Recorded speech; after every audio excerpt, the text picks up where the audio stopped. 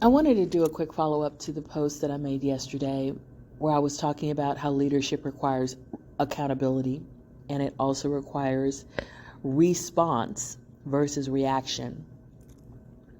And that if you can't take accountability and you are blaming others for your feelings, then you're not a leader and you're not emotionally mature.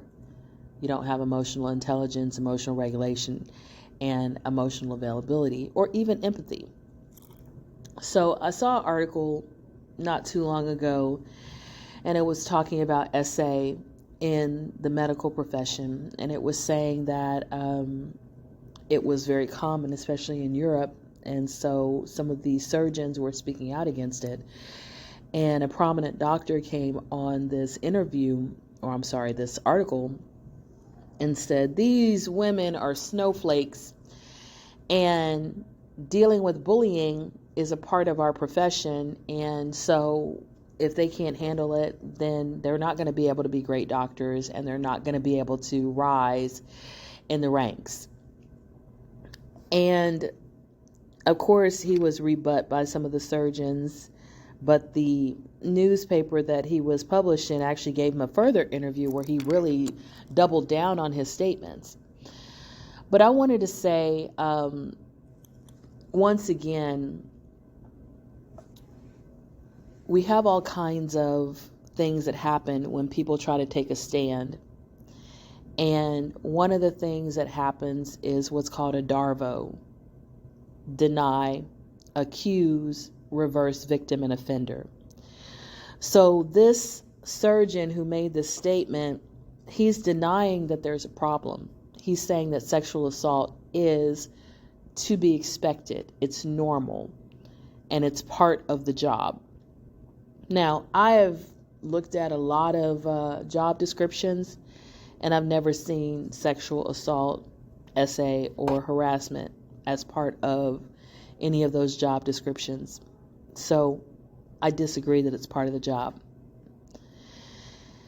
He also accused these surgeons of being snowflakes, of being basically making, mountains out of molehills, being weak rather than tough. And again, a person's ability to handle abuse has nothing to do with their toughness or their weakness. They shouldn't have to deal with it, period. And in fact, in many cases, it's illegal.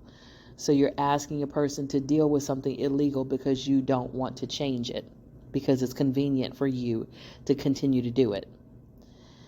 And then reverse, victim, and offender. By the end of this article, we're supposed to see him and the men who are being asked to change as victims of this new political correctness, victims of the Me Too movement, victims of feminism. We're supposed to feel sorry for them because they don't get to have their workplace the way they've always had it, the way that it's worked fine for them. And we're supposed to see the women who are being SA'd and harassed as the offenders.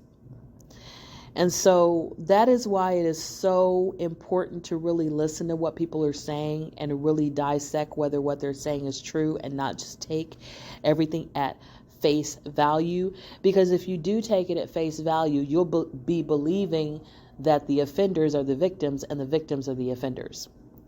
And that is what patriarchy has been doing for quite a long time. Painting women who speak out as women who can't take a joke, who are too sensitive, who are too serious, who are trying to ruin men's lives, rather than saying, no, what these men did was inappropriate. What anyone in this situation who's sexually harassing another person or sexually abusing or assaulting another person is doing is inappropriate. It shouldn't happen. And they need to take responsibility for it. So once again, accountability is not shifting blame. Accountability is not saying that the status quo is okay and we need to keep going forward with it. Accountability is actually looking at things for what they really are and taking responsibility when they need to be changed and doing something about it. May you walk in Synergy. I wanted to do a quick follow-up to the post that I made yesterday where I was talking about how leadership requires accountability and it also